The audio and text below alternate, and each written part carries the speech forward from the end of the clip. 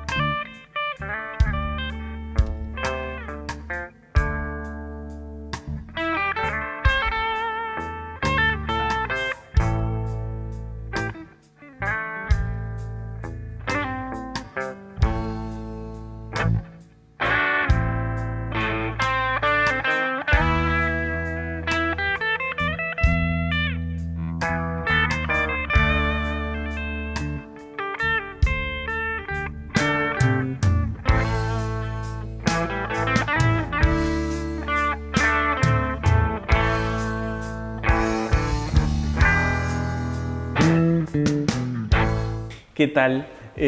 Bueno, estamos empezando el programa Dos Lectores desde Esperanza. Les cuento a la gente que nos ve por primera vez que estamos en el Museo de la Colonización, un lugar hermoso, nos han abierto las puertas con total y absoluta generosidad, así que enormemente agradecidos con la ciudad de Esperanza de lo bien que nos ha tratado y de habernos brindado tantos espacios bonitos.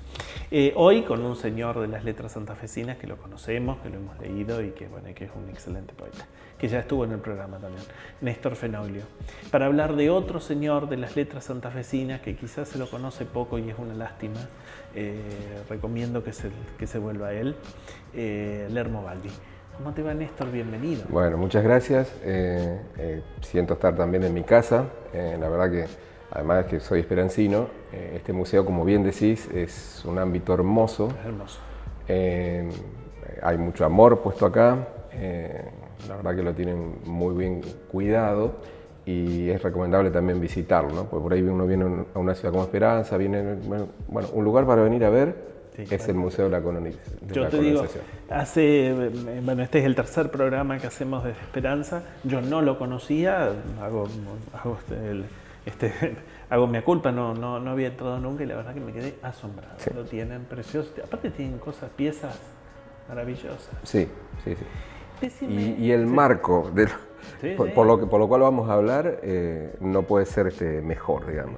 Porque este señor que vos nombraste, Lermo Balbi, si bien es rafaelino de origen, bueno, él anduvo por las colonias y él, de alguna manera, alguna vez en un programa anterior inicialamos ese ensayo no escrito, que un día tenemos que poner de acuerdo tu cargada agenda y mi cargada agenda para hacerlo a cuatro manos. Ajá. Sería una linda propuesta, un lindo trabajo, me encantaría además, que en ese supuesto análisis de una historia de la literatura de la inmigración santafesina, circunscrito a Santa Fe, porque obviamente la pampa gringa nuestra es bastante más amplia que Santa Fe. Bueno, Lermo Balbi representaría, para mí, hablando groseramente y a pincelada gruesa, representaría la novela, como Pedroni representa la poesía, quizás junto con Becchioli, y como Gori representa el ensayo, este señor Lermo Balbi representa la novela y representa una etapa dentro de la colonización que es posterior, que ya es la integración, que ya vinieron, ya se establecieron, ya sufrieron, ya perdieron a Naeser, ya todo eso que esa materia cantada, de las cuales estas paredes y este museo da sobrada cuenta, digamos. Bueno, este señor Lermo Balbi habla, en todo caso, ya del gringo instalado, de la otra generación que viene y trabaja, de los hijos argentinos, y en todo caso de la añoranza del Piamonte lejano, o en el caso de él, porque bueno, es un autor italiano, o de esa patria lontana, ¿no es cierto? Cuando el Lermo tiene 3 novelas, hace una trilogía: Continuidad de la Gracia, Los Nombres de la Tierra, y hay otra más circulando que no tuvo tanta difusión. Pero si vos tuvieras que definir, o sea, un lector que nunca leyó a Lermo, ¿qué es Continuidad de la Gracia? ¿Qué hace Lermo con Continuidad de la Gracia? Mira vos, hasta en el título es... La muestro en cámara. Hasta en el título está en esa etapa posterior que te digo. ¿Por qué? Porque Pedroni es gracia plena. Esto es continuidad de la gracia. Una continuidad natural de ese proceso de inmigración. Balbi en general es un autor que no es de fácil lectura. Quiero hacer esa primera aclaración. Es un enorme autor. Si me apurás, te diría que en mi caso es de los preferidos en cuanto a los escritores, a los narradores, pues también tiene poesía, pero su poesía todavía es tanto más compleja a veces o tanto más que la narrativa. Es un escritor que podríamos definir barroco, así en términos también groseros y quizás injustamente. Es un señor que utiliza muchas palabras, que se toma su tiempo, no hay tanta narración, hay suspensión de la narración y hay más descripción de climas, de atmósferas. Y entonces esta novela lo que de alguna manera narra, utilizando de alguna manera intertextualidad en el sentido de que en cada comienzo de capítulo toma párrafos de cartas reales de italianos que le escriben a sus parientes piamonteses contándole mitad en piamontés alguno con un cocoliche ahí que le cuentan cómo es esta tierra, ¿no es cierto? Y hay mucho de ese ida y vuelta, hay muchísimo de ese ida y vuelta que la verdad que le pone una impronta, o sea, que tiene un tono de añoranza, pero por otro lado también tiene ese tono de ya estamos acá, somos argentinos, hay un futuro, labramos la tierra, vinimos a esto, nuestros hijos crecen acá, nuestro trigo crece acá, en una pampa y en una provincia que todavía estaba, digamos, 1920, 1930, 1940, describe eso, digamos, esa etapa, donde todavía eran caminos enormes de tierra, carretones, primos a los que había que visitar. Bueno, este señor instaura también un pueblo imaginario, Corda, que una vez en un diario, no voy a decir vamos a decir el pecado y no el pecador, en un diario me corrigieron Córdoba, porque no Corda no era nada, o sea, claro. Entonces, bueno, yo tuve que explicar que Corda se refería no era Córdoba, sino que es ese pueblo imaginario de Lermo Balbi, que algunos creen que puede ser Jacinto Arauz, que es este pueblo de las colonias que queda un poco más al norte que acá, por Ruta 4, luego un poco hacia el oeste. Que lo marcó mucho Arauz. A él lo marcó mucho, infancia, mucho, bueno, celeste, él le llama celeste, directamente es casi celeste como celestial, como astral, como lo marcó mucho. Muerto y celeste. Exactamente. Lo que tiene Lermo es sí es cierto, es un escritor de difícil tránsito, porque es un escritor que... Armarse de paciencia también, y de una respiración diferente, hay que tener tiempo, hay que darle su tiempo. Sí, lo que tiene Lermo, que bien dice Néstor, él grabó el momento en donde los hijos empiezan a tener... los hijos empiezan a tener ideas propias del mundo y empiezan a construir un mundo desde la Argentina. En Lermo aparecen la venta del campo, el traslado a la ciudad. Ya, por ejemplo, me refiero a las últimas obras de teatro de él, ¿no? Ese tema donde, bueno, ya el idilio de trigales y de verdores y de pampas eternas y de el pajarito de Pedrón y la ventana abierta, ya dejaba de ser ya era como una cosa asumida y había que hacer negocio. Ya no era tan bucólico, claro, ya había claro, estaba sí. Es como un país ya descubierto, ya se había descubierto todo, había que, bueno, ya teníamos la industria, la ciudad y todo, tenemos que seguir avanzando económicamente, ¿no? Sí, así es. Y te decía que en ese Corda, porque por ejemplo nuestros escritores, algunos se han animado a generar su comala, digamos, su Santa María. Exacto, Macondo. Su Macondo. Bueno, Enrique Buti, por ejemplo, habla de Río Seco, una paradoja hermosa, digamos, estando al lado del Paraná nosotros, ¿no es cierto? Sí. Pues de hecho, río y seco es una contradicción. Sí. Existe la ciudad de Río Seco, bueno, en Santa Fe también, ¿no es cierto? Sí, sí, sí. Y Arroyo Seco también. Este señor inventó Corda y te decía, una pata de Néstor Fenoglo es esperancina, la parte paterna, pero la parte materna es de Providencia. Y Providencia, que es un pueblo muy pequeño que vos conocés, un pueblo hermoso también, una colonia parecida a Araos, apartada del camino y de la ruta principal, creciendo, sosteniéndose, yéndosele los hijos, con una cantidad de habitantes más o menos similar en el tiempo. Bueno, fue el primer lugar donde Lermo Balbi, que era docente, ejerció la docencia ahí en la escuela primaria de mi pueblo, de Providencia. Pueblo que además ostenta el hecho de que, como es la maestra de la Casita Caracol, Angelita Peralta Pino, nacida también allí en la colonia de Providencia. Y entonces él, obviamente él retrató, él mamó de chico o de joven ese espíritu del pueblo de la colonia, de la gente que todavía hablaba un poco, la abuela que hablaba piamontés, pero los hijos ya estaban, como bien decís, en el negocio, en la siembra, en la trilla, en ir al almacén general de Progreso o ir a la ciudad, ir a Rafaela en ese momento, que eran viajes azarosos y largos, no digo azarosos, pero por lo menos viajes que no se resolvían en 1 hora o 2 como lo podemos resolver ahora. Entonces todo eso está en su narrativa y también en su poesía. Yo cuando digo que a mí particularmente disfruto más de su narrativa es porque es absolutamente cierto que Lermo es un autor que utiliza galicismos, utiliza palabras en desuso, y entonces puede plantear alguna dificultad extra. Te diría que hoy podríamos decirlo que sería un escritor de culto, por decirlo así, un escritor que todos sabemos que escribe bien, pero que uno, la verdad, que no sabría qué tanto resiste ante la mirada de un lector no tan entrenado o un lector tan específico.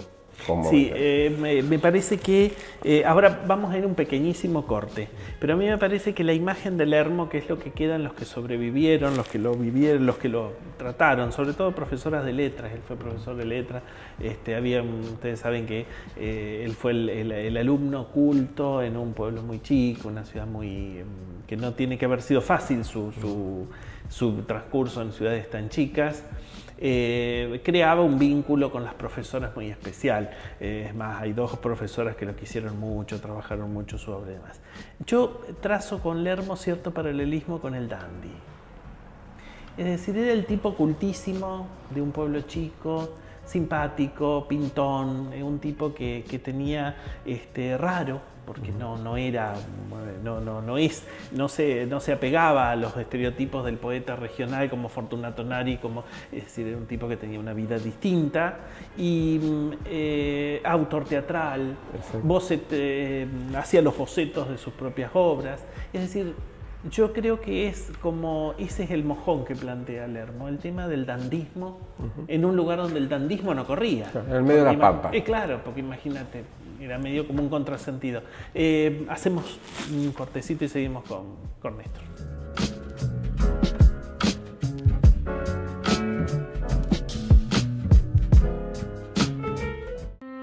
Logramos, a pesar de tiempos tan particulares, avanzar en consolidar una institución de puertas abiertas con un consejo más abierto, más transparente y más participativo. Mirá todo lo que hicimos en www.consejosantafe.gov.ar.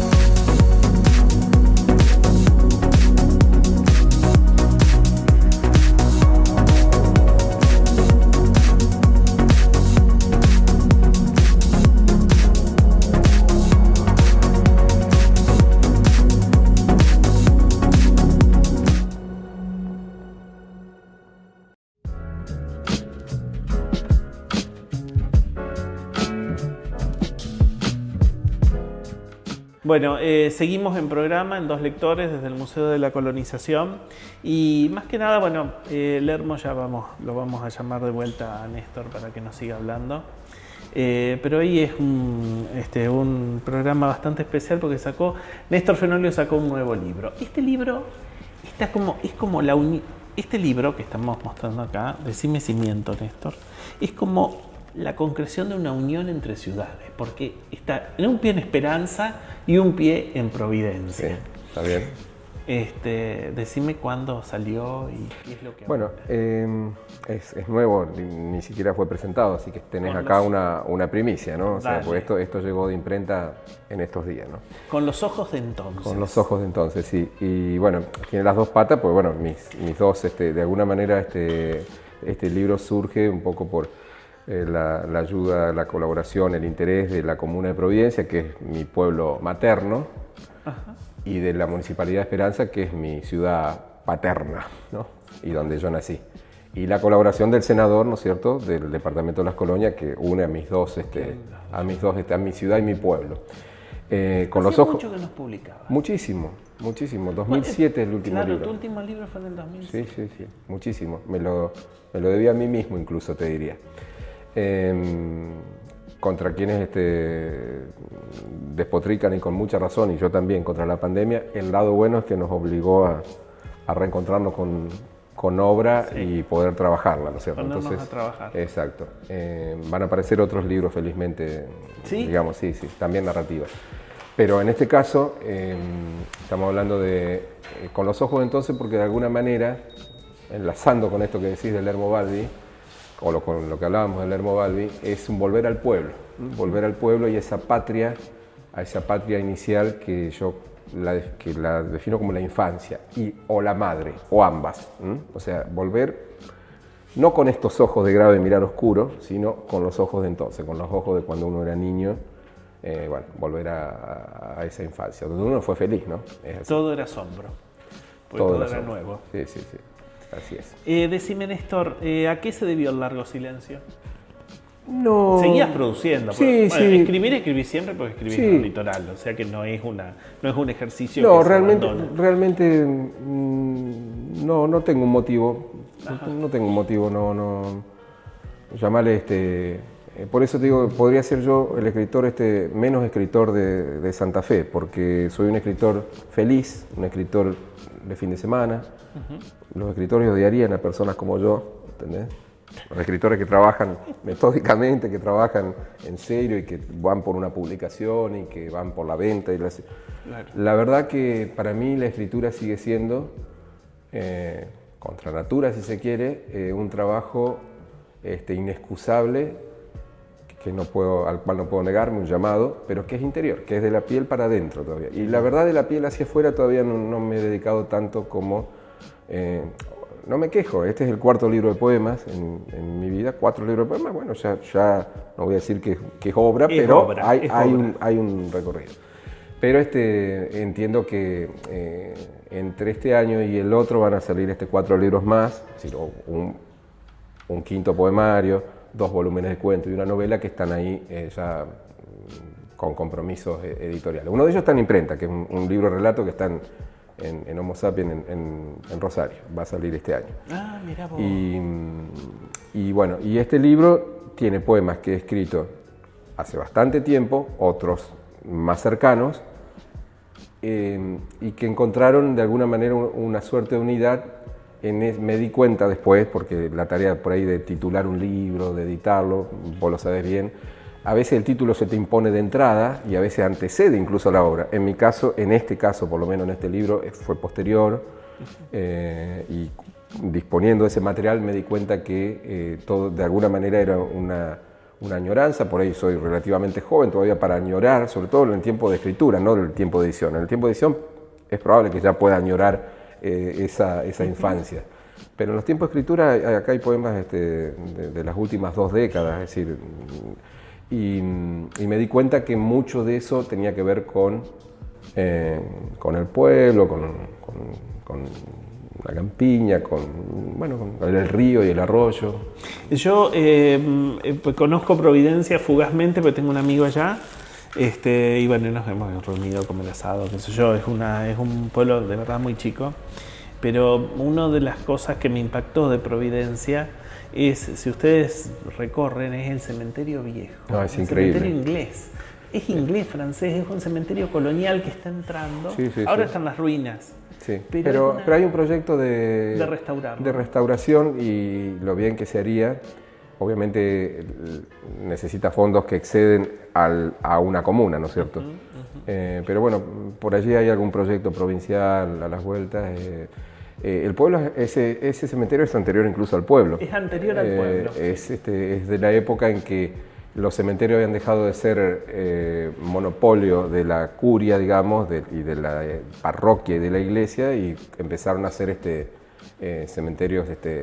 Y así, hay un trabajo interesante, se me escapa ahora el autor, de un escritor rafaelino que escribió sobre los cementerios, tomó el cementerio de Lehmann, que también es muy antiguo, y bueno, en efecto ese cementerio es increíble, porque a todo esto ahí hay una vegetación y una... Claro, porque parece algo de cine gótico cuando sí, uno lo ve. Sí. Porque la vegetación ha tomado las lápidas y las ha deformado incluso. Sí. Es muy interesante, y Providencia es muy bonito. A mí me gusta. A mí los pueblos chicos me parece que tienen su encanto. Supongo que, bueno, yo he vivido en alguna oportunidad, no en pueblos, pero en ciudades chicas, y me parece que es lindo recuperarlo. Decime, Néstor, a ver, léenos algo Con los ojos de entonces. Abrí vos y leo en algún lado cualquiera. ¿Cualquiera? Que dicen que esa es la forma de... Yo había visto uno por acá, bueno... Perdón, me saco los lentes. Hace frío y el aire arrastra hojas, muertos y fantasmas. Nadie hay en la casa. Y los relojes se apagaron. Digo que crezcas como una luz, como un fuego interminable, de pronto lanzado a devorar bosques y miradas. Digo que te multipliques, que te dividas, que te expandas, que te calles, que acates y te derrames. Hace frío y el aire arrastra hojas. El Señor es mi pastor. Todo puede faltar. Amo este sol violeta que sube hasta lo más hondo y amo este sereno estar en el mundo. A nadie pertenezco y puedo ser de cualquier parte. Todo me puede faltar.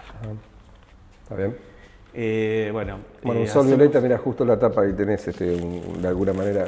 El diseño, lo quiero remarcar, es de Diego D'Agati, un talentosísimo diseñador de Providencia. Sí. Que bueno, y la fotografía también.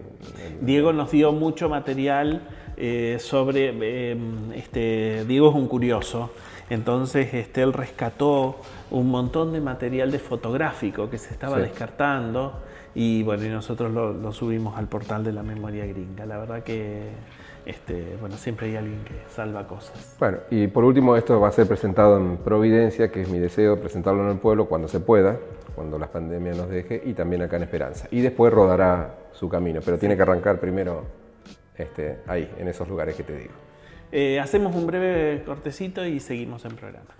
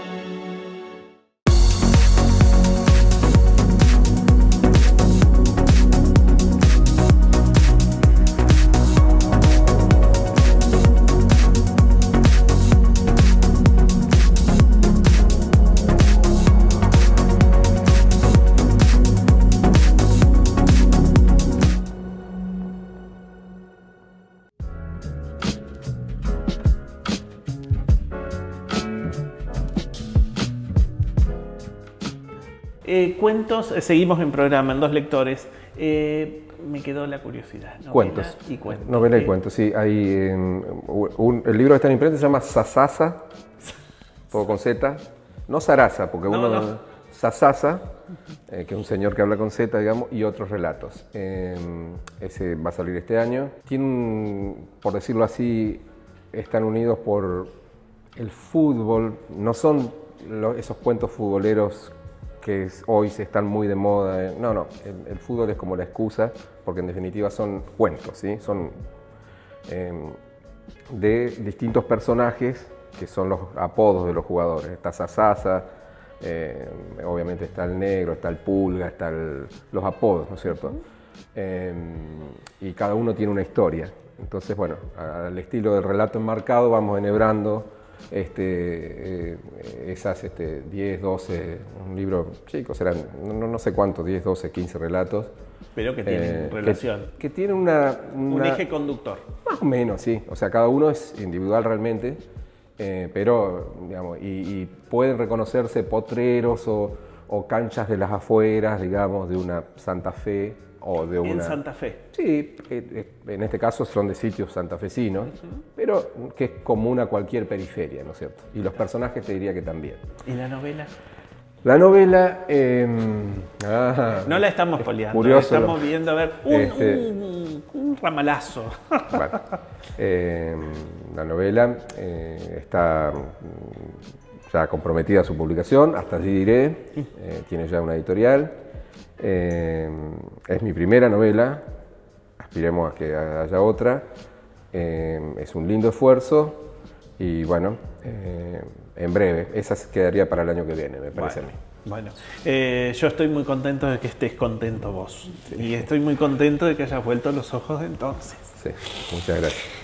Muchas gracias. Seguimos en programa. Lean Fenoglio, lean Lermo Balbi.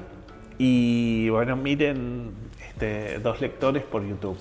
Y nada más, sigan leyendo. Bueno, muchas gracias, Miguel.